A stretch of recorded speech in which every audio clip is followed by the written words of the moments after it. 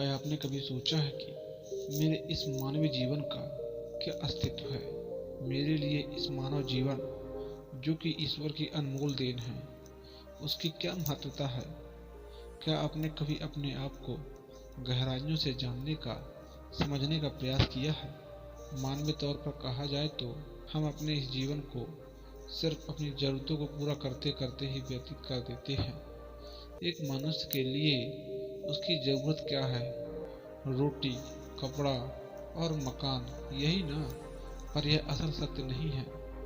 हर मनुष्य का जन्म इस धरती पर एक विशेष कारण से होता है, जिसे हम धीरे धीरे समय के साथ समझते चले जाते हैं। कई लोग अपने इस मानवीय जीवन के सत्य को समझ नहीं पाते हैं, क्योंकि वे हमेशा नकारात्मक सोच ही रखते हैं। यही अंतर होता है नकारात्मक और सकारात्मक सोच में। जहाँ नकारात्मक सोच हमारे लिए समस्याएं पैदा करती है, वहीं सकारात्मक सोच हमारे लिए नए नए अवसर लाती है। आइए हम जीवन की इस सत्य को एक कहानी के माध्यम से समझने की कोशिश करते हैं। एक गांव में एक बहुत बड़ा धनवान व्यक्ति रहता था। लोग उसे सेठ धनीराम कहते थे। उस सेठ के पास प्रचुर मात्रा में धन संपत्ति थी, जिसके कारण उसके सगे संबंधी, रिश्तेदार, भाई बहन हमेशा उसके घर पर रहते थे। वे उन्हीं के राग आलपाते रहते थे। सेठ भी उन सभी लोगों की काफी मदद करता था। तभी अचानक कुछ समय बाद सेठ को भयंकर रोग लग जाता है। इस भयंकर बीमारी का सेठ ने बहुत उपचार कराया, लेकिन इलाज नहीं हो सका। आखिरकार सेठ की मृत्यु हो गई। यमदूत उस सेठ को अपने साथ ले जाने के लिए आ गए। जैसे ही यमदूत सेठ को ले जाने लगे तो तभी सेठ थोड़ी दूर जाकर यमदूतों से प्रार्थना करने लगा कि मुझे थोड़ा सा समय दे दो, मैं लौटकर तुरंत आता हूँ। दूतों ने उसे अनुमति दे दी। सेठ लौटकर आया, चारों ओर नजर घुमाई और वापस यमदूतों के पास आकर बोला, शीघ्र चलिए। यमदूत उसे इस प्रकार अपने साथ चलने के लिए तैयार देखकर चकित रह गए और सेठ से इसका कारण पूछा।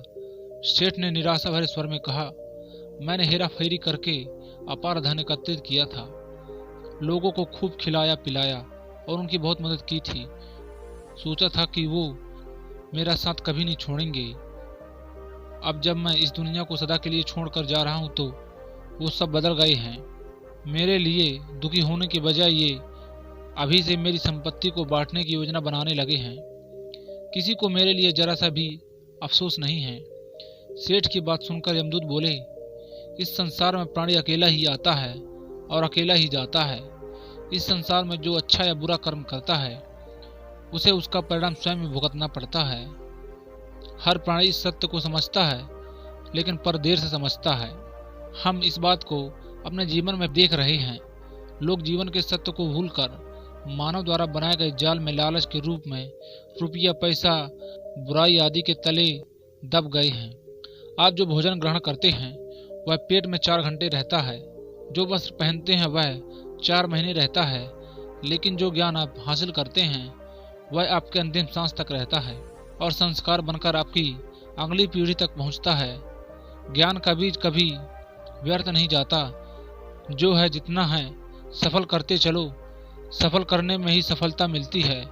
हर व्यक्ति को सकारात्मक तरीके से देखो, सुनो और समझो।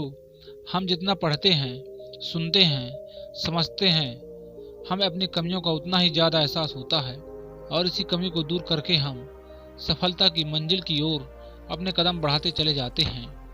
क्या लेकर आया था जो क्या लेकर जाएगा, कर कुछ ऐसा जाओ कि लोग तुम्हें याद रख जाएंगे।